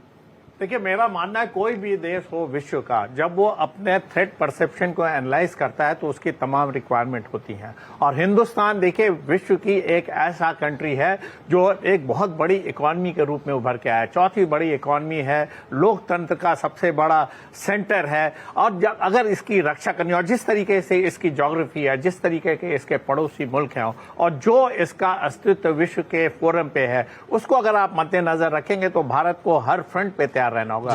मिलिटरीली आपको बहुत स्ट्रांग होना पड़ेगा, इकोनॉमिक पावर बनना पड़ेगा, एजुकेशन का सेंटर बनना पड़ेगा, टेक्नोलॉजी, निश टेक्नोलॉजी का इस्तेमाल करना पड़ेगा। तमाम ऐसी जो चीजें इमर्जिंग है उसको आपको हिंदुस्तान के सिस्टम में लाना होगा, तब आप अपने इस स्टेटस को मेंटेन कर सकते हो। और उसी में अहम मुद्दा होता है आपकी सुरक्षा। सुरक्षा सबसे पहले इसलिए जरूरी है कि आप कितने भी इंतजाम कर लें, अगर आप सुरक्षित नहीं तो सारी सिस्टम बेकार है, सब कुछ बेकार है। आपका ये स्टूडियो, आपके धान बिल्डिंग है, सब बेकार है अगर उसके ऊपर हमला हो जाता है, किसी तरीके का स्ट्राइक होता है। तो देखिए, आपको हमेशा विश्व में ये डिबेट होता रहता है कि सिक्योरिटी फोर्सेस पे इतना क्यों खर्च होता है। देखिए, सिक्योरिटी फोर्सेस का काम आपको जिंदगी में एक बार अगर ऐसा मौका मिला जब उनको अपनी स्ट्रेंथ या एक्शन करने का मौका मिला तो उसके ऊपर 1000 एक्सपेंडिचर के बराबर वो होता है। देश का अस्तित्व ही उस पर डिपेंड करता है कि आप कितना सिक्योर हैं। अगर आप इसको मुद्दा नहीं बनाएंगे, नहीं कहेंगे, तो आप इंटरनली कमजोर होंगे, आपके अंदर फैक्शनिज्म आएगा, आपके नेबरिंग कंट्री आपके ऊपर रूल करना चाहेंगे, विश्व का प्रेशर आएगा जो आप सस्टेन नहीं कर सकते। इन सब के लिए जरूरी है कि पहले आप मिलिटरीली स्ट्रांग हो, इकोनॉमिकल एक वाइबल पावर बने और आपका जो टेक्नोलॉजी और एजुकेशन और हेल्थ सेक्टर है वो ग्रो करे। हम स्ट्रांग हो रहे हैं सर, स्ट्रांग हो रहे हैं देव। हम आप देख रहे हैं कि हम अपने स्वदेशी हथियारों के जरिए अटैक कर रहे हैं। तो देश की रक्षा का सवाल है, सुरक्षा का सवाल है, और सवाल विपक्ष भी पूछ रहा है, हम भी पूछ रहे हैं कि हमारे पास भी सवाल है कि आखिर क्या हुआ था ऑपरेशन सिंदूर को लेकर। जो पैनल हमारे साथ उनका भी रुख कर लेते हैं, और मैं नरेंद्र नाथ धर दुबे जी आपके पास आऊंगा। ग्राउंड जीरो हमने देख ली टीवी पे, लेकिन रियल हीरो आप ही थे। मैं आपसे जानना चाहूंगा क्या डिफिकल्टीज थी वहां पे जिसको छोड़कर आप अकेले निकल गए थे। सबसे बड़ा मुद्दा होता है कि जब रिस्क सामने होता है और इस तरह के टेरर ऑपरेशन में तो आपके सामने दो ही चुनौती होती है, एक तो मरने की और एक गंभीर रूप से घायल होने की। दो संभावना रहती है, आप दो ही सिचुएशन में हो सकते हैं। तीसरा लीडरशिप, जो मिशन लेके आप निकलते हैं, क्या आप मिशन अगर हासिल कर लेते हैं तो बल्ले बल्ले, फिर तो बहुत तालियां बजती हैं। लेकिन कई बार क्या होता है कि सूरज हमारे हिसाब से नहीं निकलता, उसकी अपनी मजबूरियां होती हैं। तो कामयाबी बहुत सारे फैक्टर पर डिपेंड करती है, और जो ज्यादा चिंता करने वाली बात है लीडर की, वो होती है कामरेड की सुरक्षा। हेड टू हेड वापस आना एक बहुत बड़ी चुनौती होती है कमांडर की। जितनी खोपड़ी गिन के ले गए, क्या उतनी खोपड़ी आई? मतलब आप इसको क्रूड भाषा में न लीजिएगा, हम इसी नजरिए से। एक चीज मैं जरूर कहूंगा कि आपके बारे में शायद बच्चों को पता नहीं हो, 8 गोलियां लगी है इस शरीर में। ताली बजाइए आप लोग। और देखिए, देश का नायक आपसे बात कर रहा है, संवाद कर रहा है। अनूप, बिल्कुल। तो सर आप अपनी बात पूरी कर लें। क्रिटिकल सिचुएशन में आपके पास यही 3-4 चीजें चलती हैं: leadership, success of the mission और failure of the mission, life and death of your comrades, your getting killed और गेटिंग सीरियसली इंजर्ड। ये 3-4 आपके मिशन में चल रहे होते हैं, और आप लॉ अबाइडिंग सिटीजन है, लॉ अबाइडिंग फोर्स हैं। आपके गन से कोई ऐसी गोली न निकले जिससे कोई बेगुनाह मर जाए, ये भी एक बहुत बड़ी जिम्मेदारी होती है। जबकि इसके उल्टे टेररिस्ट के पास ऐसी कोई जिम्मेदारी नहीं है जी। टेररिस्ट को तो बेगुनाह को मारने में उनका अपना मार्क्स बढ़ता है, लेकिन हमारे हाथ से अगर एक कोलेटरल डैमेज हो जाए तो सबसे पहले आवाज निकलती है arm force special power act हटा लीजिए, because this is the great immunity, because of that forces are operating under so difficult condition. तो आप हमारे हाथ, यानी हमारी हदबंदियां कितनी होती हैं। हमसे आप राष्ट्र सुरक्षा की उम्मीद करते हैं, ऑपरेशनल सक्सेस की भी उम्मीद करते हैं, जो हमारा दायित्व है। हमसे बेगुनाह मरना भी नहीं चाहिए, हमें भी सेफ होना चाहिए, यानी all the menu in one basket. बहुत डिफिकल्ट चैलेंज होता है किसी भी फोर्स के लीडर के लिए, किसी भी आर्म फोर्सेज के ऑपरेशन के लिए। तो ग्राउंड कंडीशंस और आपको लोकल इंफॉर्मेशन आसानी से मिलती नहीं है। वो भी ऐसा बहुत कम कोई सिरफिरा आए और आपको बता के चला जाए कि साहब जेम्स बॉन्ड इतना फला जगह ये आदमी है। आपके साथ तो था सर, वो आपकी अपनी है, क्योंकि कोई भी इंटेलिजेंस का कोई भी गुर कितना भी इंस्टीट्यूशन में सिखा ले, ग्राउंड पर आपका अपना एक ह्यूमन टच है, आपका जो ह्यूमन एंगल है, ह्यूमन वर्टिकल है, वो कितना स्ट्रांग है, वही सक्सेस दिलाता है। और बिना लोकल इंफॉर्मेशन का आप सक्सेस बहुत ज्यादा ले भी नहीं सकते। ये मान के चलिए जेएनके की सिचुएशन में था, बिल्कुल था। अंतर और है मैं सर। उनसे जुड़ा हूं, आज भी 25 साल हो गए, 23 साल हो गए जुड़ा हूं। 2003 की घटना एक हमारे आर्मी ऑफिसर साहब ने बताया, तो 2003 की ये घटना है हमारी भी। और तो यही है कि आप कैसे जुड़े रहते हैं और चीजों को कैसे निकालते हैं। फर्क नजर आया सर आपको तब जब आप थे और अब? बहुत फर्क हम है। इंटेलिजेंस में, बहुत सूचना तंत्र में कितना आगे आ गए? क्वालिटेटिव एंड क्वांटिटेटिव दोनों फर्क है। तब क्वांटिटेटिव बहुत ज्यादा था, क्वालिटेटिव उतना नहीं था। आज के तारीख में जो फोर्सेज लड़ रही हैं वो क्वांटिटी से नहीं लड़ रही हैं, वो टेररिज्म की क्वालिटी बहुत डिफरेंट हो गई है। ओजीडब्ल्यू हाइब्रिड पे पूरा काम चल रहा है, तो ऐसा कुछ नहीं है। आज हिट एंड रन पॉलिसी है। देव हमारे साथ नए मेहमान भी जुड़ गए, डॉक्टर रविकांत स्वामी, डायरेक्टर है डीएमई के। सर आपका बहुत बहुत स्वागत है। तो पहला सवाल देव सर से ही किया जाए। मैं कर लेता हूं, लेकिन देखिए बच्चों ने ताली बजा दी, थोड़े और बजा दो भाई अपने डायरेक्टर के नाम से। देखिए सर, आप ये बताइए, मेरा सवाल आपसे ये है कि क्या भारत ने, क्योंकि मुझे याद है आप भी बहुत मुखर थे कि पाकिस्तान के खिलाफ एक्शन होना चाहिए, और जब भारत ने बड़ा एक्शन किया, आपको लगता है कि भारत ने वो सब हासिल किया जो उसने सोचा था, और जो देश की जनता जितना सोचा था पाकिस्तान को, उतना हम सबक सिखा पाए हैं? ये सवाल आपसे, इसका जवाब दीजिए स्वामी सर। जमावड़े थे उनको हमने न केवल अटैक किया बल्कि खत्म भी कर दिया। और जैसा पास्ट में भी हुआ है कि थोड़ा इंटरनेशनल लेवल पे बैलेंसिंग भी देखनी पड़ती है, क्योंकि ये ग्लोबल विलेज है, ट्रेड लिंक्स हैं, तो उन सबको देखते हुए एक सही समय आने पर हम रुक भी गए। तो मैं समझता हूं हमारे दोनों ऑब्जेक्टिव्स अचीव हुए हैं, उनको हमने सबक भी सिखा आपकी दिया। बात से ये लग रहा है मुझे सर कि जो आप चाहते थे उसमें थोड़ी कसक रह गई, मतलब आपको लग रहा है थोड़ी कमी रह गई है, क्या ऐसा? सर घर में तो घुस के मारा है, क्या घर के अंदर घुस के जमीन में दफनाना भी था? उसकी थोड़ा इंटरनेशनल बैलेंस देखते हुए वो हमें एक अपने आप को रोकना भी पड़ा, क्योंकि उसको भी हम खराब नहीं कर सकते इंटरनेशनल बैलेंस को। सर विपक्ष तो यही तो सवाल उठा रहा है सर विपक्ष तो यही कह रहा है कि हम दब गए, हम झुक गए, हमने ट्रंप की बात मान ली, हमने अमेरिका की मध्यस्थता स्वीकार कर ली, और सरकार तो कह रही है कि दबंगई से पूरा, मतलब ये देश जो कंट्री है ना, उस हिसाब से हमने पाकिस्तान को सबक सिखाया। दोनों के बीच जो एक रीनी झीनी रेखा है ना सर, उसको थोड़ा डिवाइड करिए। राजनेता मत बनिए सर, आपसे ऐसी उम्मीद नहीं है। कार्रवाई हुई क्या, एक्शन हुआ क्या जो देश चाहता था? एक्शन देखिए, जहां तक उनके ठिकाने हैं उनको तो हमने बहुत नुकसान पहुंचाया। हाँ, जो जिस तरह का एक्शन 65 में या 71 में हुआ था, उस लेवल का एक्शन तो अभी नहीं हुआ, ये बात मैं जरूर कहूंगा। वो और साथ में ये भी कहूंगा कि उस लेवल का एक्शन शायद आज के हालात में हमारे ट्रेड बेनिफिट्स को, क्योंकि अभी हम देखें तो इंडिया की जीडीपी वर्ल्ड में 5वें नंबर से 4थे नंबर पे आ गई है, तो we are on the path of becoming a economic super power also. तो जब ट्रेड इंटरेस्ट बहुत ज्यादा होते हैं तो ऐसे में सीधी तौर पे चढ़ाई कहीं करना थोड़ा मुश्किल होता है। तो उस हिसाब से मैं समझता हूं एक बहुत ही फाइन बैलेंसिंग हुई है कि उनको नुकसान भी हुआ, सबक भी सिखा दिया। आप ये कहना चाह रहे हैं कि हम जिस तरह से ग्रो करें इकोनॉमी में, हम तीसरे नंबर पे आने वाले हैं, जिस तरीके से चल रहे हैं, अगर ये युद्ध लंबा जाता तो उसमें ब्रेक लगता शायद? एब्सोल्युटली, जैसा कि हम देख रहे हैं कि रशिया यूक्रेन का वॉर हुआ तो एक अनएंडिंग सा वॉर हो गया है, लोगों को ये नहीं पता वो चल रहा है कि खत्म हो गया है। उस तरह की स्थिति से हमने अपने आप को बचा लिया, तो उस सेंस में हमने अपना ऑब्जेक्टिव भी अचीव किया, और because we are on the path of becoming a global super power. Sir बता रहे हैं, स्वामी जी बता रहे हैं। अब ये सवाल मैं आपसे कर लेता हूं सर।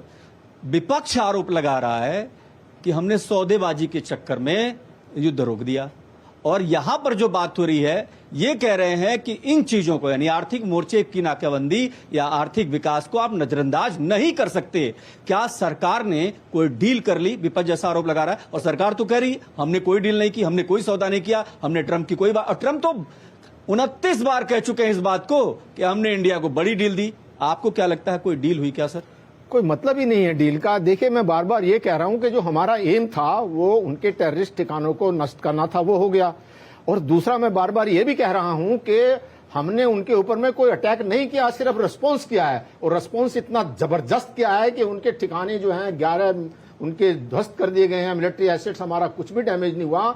और जैसे कि पहले वक्ताओं ने भी कहा है कि लड़ाई का एक मकसद होना चाहिए। अगर जैसे आज हम यहाँ बिल्कुल पाकिस्तान को बहुत सारे सबक सिखाए गए, इसमें सिर्फ आप सिर्फ इसकी बात मत लीजिए, सिंधु नदी का पानी बंद कर दिया, उनकी खेती, उनकी मछली पालन, उनका पानी पीने तक के भी लाले पड़ गए, उनके जो है कितना उनको नुकसान हुआ, बहुत नुकसान। दूसरा सबसे बड़ा आप ये देखिए ना, जब भारत ने उनके ऊपर अटैक किया तो पूरी सेना को पश्चिमी बॉर्डर से मोबिलाइज करने के लिए आना पड़ा। तो आज की तारीख में ये देखिए कि बलूचिस्तान के जो BLF है, जो बलूचिस्तान लिबरेशन फ्रंट है, आर्मी है, उनकी नाक में दम किया हुआ है और उधर से कब्जा करते आ रहे हैं और पाकिस्तान को इतना बड़ा धक्का मिला लगा है और जो उनका डैमेज हुआ है उसको कम से कम भी $5-6 बिलियन का उनको नुकसान इसको रिपेयर करने में लगेगा, जो कि उनके पास में नहीं है। तो सारी बातों को देखते हुए जो हमने अब मुझे ये बात समझ में नहीं आती, जो विपक्ष या जो बार बार जनता कह रही है भाई आपको और क्या अचीव करना था, अचीव ये करना था कि घमासान बढ़ाना था और दूसरे इंटरनेशनल प्लेयर भी इसमें आ जाते, चीन कूद जाता है और जो भारत के को जो बढ़ती है वो है उसको करने के लिए वो तो एक न्यूसेंस वैल्यू है। और एक चीज बहुत दावे से मैं ये कहता हूं कि जो टेररिस्ट होते हैं, जो जिनको मरने मारने की वो अदर कितने भी मारते रहो, वो जो अपनी फितरत नहीं छोड़ेंगे, ये बहुत अच्छा पाकिस्तान को सबक मिला है। स्वामी सर एक सवाल आपसे बनता है सर, एक सेकंड बस एक सेकंड मैं ये कह रहा हूं, मुझे पूरा कर लेनी चाहिए जी। आप ये देखिए, हमास है खत्म हो चुका है, फिर भी जितना अपने लोगों में मर रहा है, वो हिजबुल्लाह खत्म हो चुका है, हुती खत्म होने पे फिर भी वो लड़ रहे, तो इनकी फितरत ही लड़ना है, इनकी फितरत ही मरने के लिए तैयार है। तो जब ऐसे लोगों को आप जो हैं आपने सबक सिखाया, एक बहुत बड़ा बात ये कह दी, एक तो दो बातें बहुत इंपॉर्टेंट हो गई हैं। एक इंपॉर्टेंट ये होगी कि कोई न्यूक्लियर ब्लैकमेल नहीं चलेगा। नंबर 2, अगर वो कोई टेररिस्ट अटैक है तो वो एक जो है युद्ध वॉर माना जाएगा और हम डायरेक्ट अटैक करेंगे। इस बार तो हमने ठिकाने ध्वस्त किए थे उनके आतंकवादियों के, अब की बार इनके मिलिट्री एसेट पर अटैक होगा। तो जो मैं बार बार कह रहा हूं कि ये तांडव करके अब की बार अगर उन्होंने वो नहीं उठाएंगे कोई भी सर, क्योंकि उनको बहुत डैमेज हुआ है। जिस तरह से मैं वही अनूप वही मैं कह रहा हूं सवाल, क्योंकि उन्होंने एक्सपर्ट की तरह जवाब दिया है। स्वामी सर ये बताइए, चूंकि आपके यहाँ बच्चे भी पढ़ते हैं, तमाम सारे बच्चे सवाल करते होंगे आपसे, उनसे भी संवाद करते होंगे आप, और देश के मिजाज के ही बारे में तो हम शो कर रहे हैं, इसलिए देश का पक्ष रखना सबसे ज्यादा जरूरी है। और इसीलिए मैं कह रहा हूं कि क्या आपको लगता है कि देश ने जितना सोचा था, जैसा सोचा था, जिस सरकार से सोचा था, उस सरकार ने उसी भाषा में पाकिस्तान को उतना ही जवाब दिया है जितना जरूरी था? बिल्कुल उसी भाषा में दिया है और उतना ही दिया जितना जरूरी था, क्योंकि कभी ज्यादा जवाब देने में नुकसान भी हो सकता है। क्योंकि देखिए, हमें यह भी नहीं भूलना चाहिए कि विश्व में सबसे ज्यादा मुस्लिम आबादी भी हमारे देश में ही है और वो एक इस्लामिक नेशन है। तो उसमें हमें अपने यहाँ जो लोग रह रहे हैं उनके साथ भी एक अच्छा सामंजस्य बनवा के, वो भी एक जरूरी चीज है। और जहां तक ट्रंप की मध्यस्थता का सवाल है, मैं समझता हूं ट्रंप की जो आज इमेज है, उनकी बात को तो कोई जोकर जितना भी महत्व नहीं दे रहा है। तो जो वो कह रहे हैं उसका मैं नहीं समझता कोई महत्व है। Trump is a playboy and US is unfortunate to have such a president. बिल्कुल सही कहा है, और जवाब भी मिल गया है। ट्रंप जो कह रहे हैं बार बार, खुद प्रधानमंत्री मोदी ने आकर कह दिया कि भाई ऐसी कोई बात नहीं थी, कई बार फोन आया मैंने उठाया नहीं। ब्रिगेडियर साहब, मैं आपके पास आऊंगा, जो पॉलिसी भारत ने अपनाई, पीएम मोदी ने अपनाई, घर में घुसकर मारने की पॉलिसी, क्या जायज मानते हैं? ये पॉलिसी और आगे तक जाएगी? हो सकता है घर के आगे भी बढ़े हम। देखिए, प्रधानमंत्री ने बोला है कि ये ऑपरेशन सिंदूर अभी रोका गया, खत्म नहीं हुआ, पॉइंट नंबर 1। सेकंड बोला है कि अगर आगे आने वाले दिनों में टेररिस्ट अटैक होता है तो वो एक्ट ऑफ वॉर माना जाएगा, तो उसके लिए हम फ्री हैं फिर से स्ट्राइक करने की। जब इस तरीके की भाषा में कोई एक देश संदेश देता है पाकिस्तान को, तो पाकिस्तान में खलबली मचती है। अब देखिए, जब से ऑपरेशन सिंदूर के बाद से देखिए पाकिस्तान में एक शांति छाई हुई है, किसी भी तरीके की कोई हरकत नहीं। वो तमाम तरीके के अपने कॉम्बिनेशन कैनोटेशन बना रहे हैं किस तरीके से इस एम्बैरेसिंग सिचुएशन से बाहर निकला जाए। तो एक बहुत बड़ा शिफ्ट हुआ है हमारे पॉलिसी में, चाहे वो फॉरेन पॉलिसी हो, चाहे डिफेंस में डील करने की बात है, चाहे हमारे सिक्योरिटी इश्यूज हो, चाहे इंटरनल इश्यूज हो, हर एक में एक पैराडाइम शिफ्ट हुआ है। और जहां तक डिफेंस की जब हम बात करते हैं तो हम एक स्वावलंबन की तरफ जाते हैं, मेक इन इंडिया की तरफ जाते हैं। और साथ में जब तक हमारे जो मेक इन इंडिया के इक्विपमेंट इंप्लीमेंट नहीं हो जाते, सर्विस में आ नहीं जाते, उस गैप को फिल करने के लिए हम बाहर से टेक्नोलॉजी का भी इंपोर्ट करते हैं। जब हम कोई वेपन सिस्टम लेते हैं तो ट्रांसफर ऑफ टेक्नोलॉजी करते हैं और साथ में यहां प्रोडक्शन करते हैं। एक नया मोमेंटम आया है हमारे डिफेंस के पीएसयूज में, जो प्राइवेट प्लेयर्स हैं वो भी आज की डेट में बढ़ चढ़ के हिस्सा ले रहे हैं। तो एक कंप्लीट शिफ्ट है हमारी डिफेंस पॉलिसी में, और इसी वजह से देखिए घबराहट है। इसी वजह से क्यों पाकिस्तान और चाइना आज की डेट में एक होते हुए नजर आ रहे हैं, क्यों डिफेंस की रिक्वायरमेंट पाकिस्तान बार बार चाइना की तरफ जा रहा है। देखिए, चाइना के जो इक्विपमेंट है वो चीप है, कमजोर है, डिफेंस में हमने पेनिट्रेट किया है, उनका एयर डिफेंस डिफेंस सिस्टम हमने तोड़ा, उनके फाइटर एयरक्राफ्ट तोड़े, उनके एयर फील्ड जो है वहां पे नुकसान पहुंचाया। तो एक तरीके से हमने अपने जो इंडिजिनस वेपन थे, जो हमारे एयर डिफेंस के सिस्टम थे, जो हमारी मिसाइल थी, उसका सबको टेस्ट किया और एक कारगर तरीके से हमने देखा कि उसका क्या रिजल्ट आ रहा है। इससे देखिए कई मैनी फोल्ड हमें रिजल्ट मिलेंगे। एक तो हमारी डिफेंस प्रिपेयर्डनेस बढ़ेगी, हमारे जो गैप्स थे, हमारी जो इंफॉर्मेशन थी, जो हमें टेक्नोलॉजी में इंप्रूवमेंट चाहिए था, उसके लिए एक नया इंसाइट मिलेगा। और साथ में जो हमारे इंडिजिनस वेपन थे उनको एक वर्ल्ड वाइड मार्केट मिलता है। हमारा डिफेंस प्रोडक्शन का जो एक्सपोर्ट है वो और तेजी से बढ़ेगा। हालांकि इसमें सब्सटेंशियल इंप्रूवमेंट हुआ है। तो देखिए ओवरऑल ऑल फ्रंट पे हिंदुस्तान की पॉलिसीज में शिफ्ट हुआ है।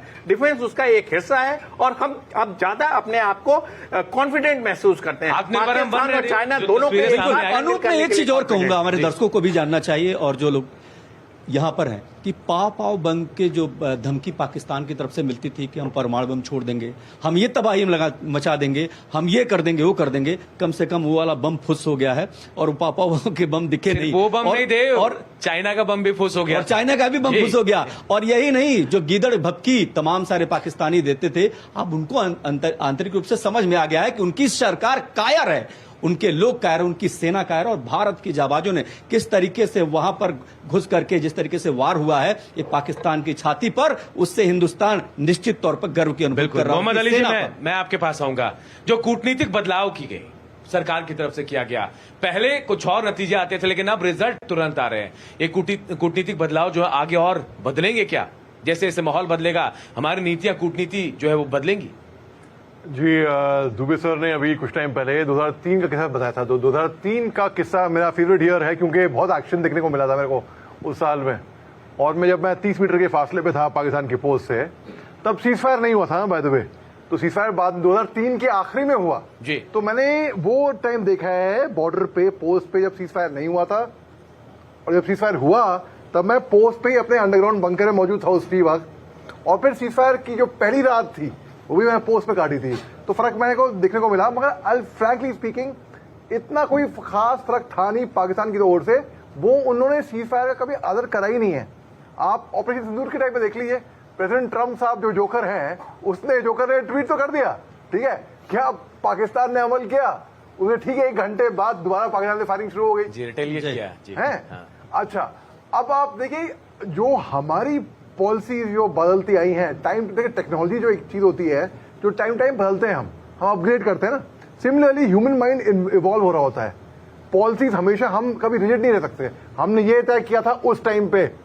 हम लोग बात करते हैं कि 2000 पार्लियामेंट अटैक 2011 दिसंबर 13 दिसंबर 2001 में क्या हुआ था, उसके बाद क्या हुआ था, तब पराक्रम शुरू हो गया था। मेरे सीनियर दोनों उस टाइम पे फौज में सर्विस कर रहे थे और मेरे फादर उस टाइम पे डिवीजन कमांड कर रहे थे। राजस्थान में अगुलाई की तरफ, जोधपुर की तरफ को था।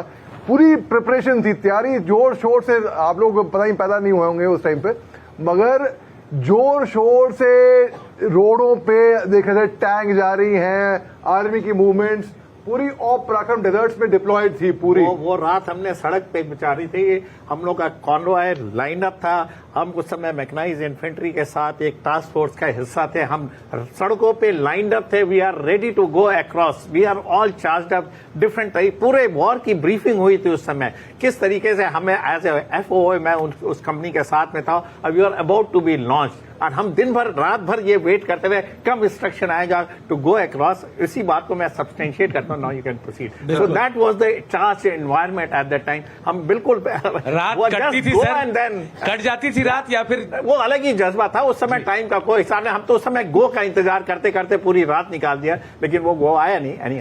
वो पूरी तैयारी थी हमारी। एंड आई एम टोल्ड, बताया जाता है मेरे को, मेरे सीनियर बताते हैं कि बिल्कुल कुछ अधिक घंटों से रह गए हम लोग। बिल्कुल गो का ऑलमोस्ट आदेश था। बिल्कुल जैसे कि ओलिमा कैसे रेस लगाते हैं ना लोग, और जैसे गो होते होते वो बस रह गया बस जी। अनूप, इस कार्यक्रम को थोड़े और अब अंतिम पड़ाव में है। एक सवाल मैं जरूर पूछूंगा स्वामी जी आपसे कि अभी एक खबर ये आ रही है कि भाई चर्चा में, खास करके पार्लियामेंट में भी विपक्ष ने चर्चा किया है कि ट्रंप की गोद में मुनीर साहब बैठ गए।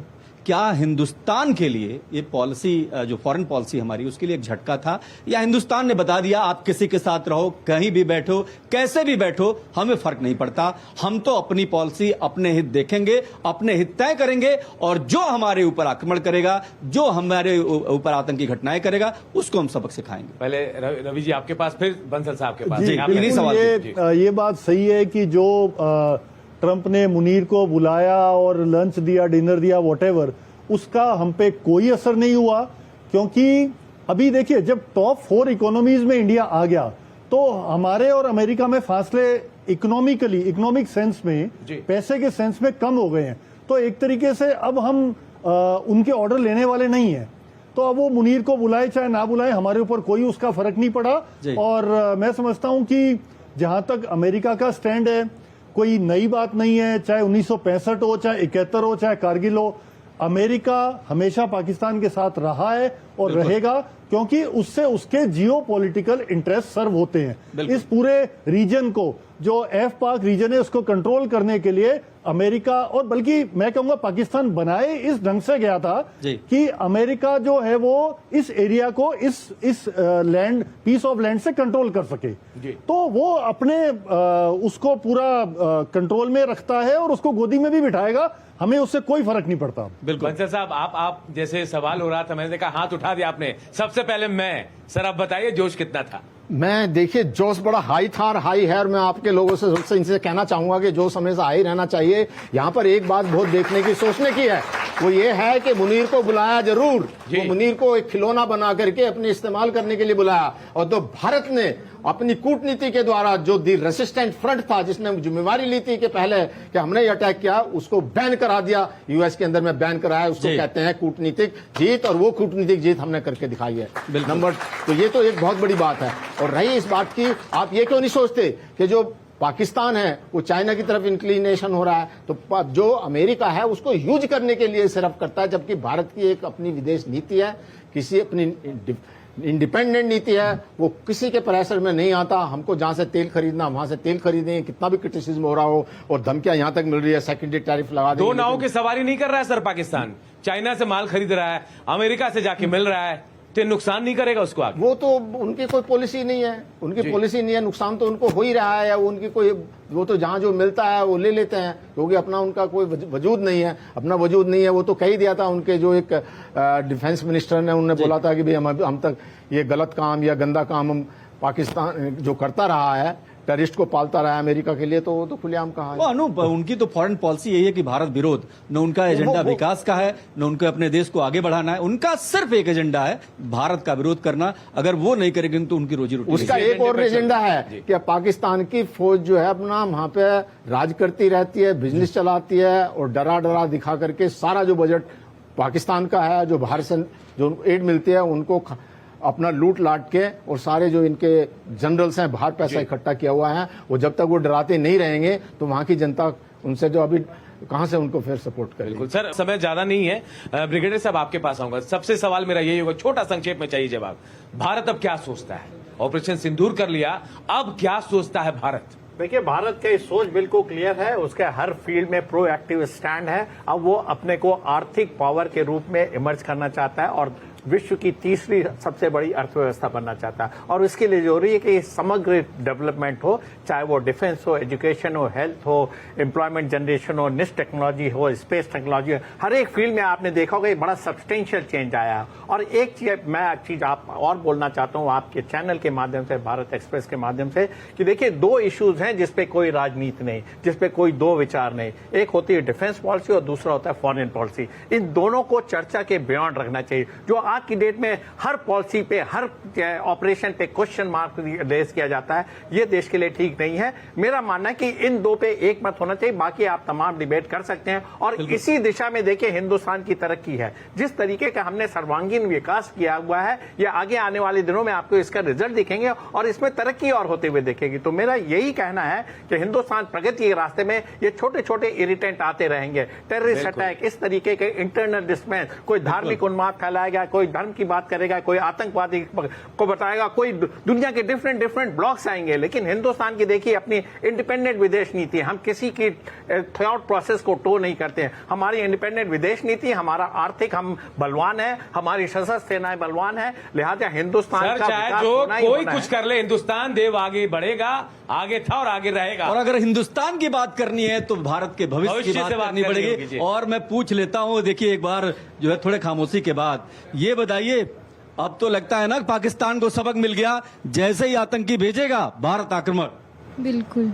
अब खुश थे ना, मतलब हाँ, बहुत जोश के साथ नहीं, बहुत ज्यादा खुश थी। बहुत खुश है। आप बताइए, अपना बताइए। खुश थी अच्छा चलिए, आप कुछ खुश थी? बहुत। कुछ छिपा रहे हो क्या? नो। बोल दो, देश के सामने बोलो आप। सर बहुत खुश। बहुत खुश। आप बता दीजिए कौन खुश नहीं था? हाँ, ये सवाल बहुत ये महत्वपूर्ण सवाल है। कौन खुश नहीं था? थोड़े आगे बढ़ लेते हैं। आप बताइए, आप जरा इधर आइए, थोड़े झुकिए। मजा आया? हाँ, बहुत मजा आया। हाँ? पाकिस्तान रो रहा था। अच्छी बात है, रोना चाहिए। रोना चाहिए अनूप। बिल्कुल रोना चाहिए पाकिस्तान को। और जिस सवाल का जवाब हम ढूंढ रहे थे, उम्मीद करते हैं देव कि जवाब मिल गया होगा, देश को भी, दुनिया को भी, और युवा जोश को भी जवाब मिल गया होगा। मिल गया जवाब आप सबको? जोश कितना हाई है? भारत माता की, भारत माता की। बहुत बहुत शुक्रिया आप तमाम लोगों का, और पैनल आप सबका भी बहुत बहुत शुक्रिया कि जवाब आप लोगों ने दिया, जो सवाल उठ रहे थे उस सबका। शुक्रिया बिल्कुल सबको। और ये उम्मीद करता हूं कि जब इस शो के बाद एक ऐसी चीज जो भारत सोचता है, वो सबने सोचा होगा कि पाकिस्तान के अलावा अगर कोई भी मुल्क भारत के ऊपर आक्रमण करेगा तो उसको हम सबक सिखाएंगे। हम नहीं देखेंगे कौन है क्या नहीं। और अनूप, ये एक अच्छी शुरुआती है कि हाथ में तिरंगे बता रहे हैं कि हमारा देश कितना मजबूत है और हमारे दिल में और देश रहता है। बिल्कुल। बहुत बहुत शुक्रिया आप तमाम लोगों का।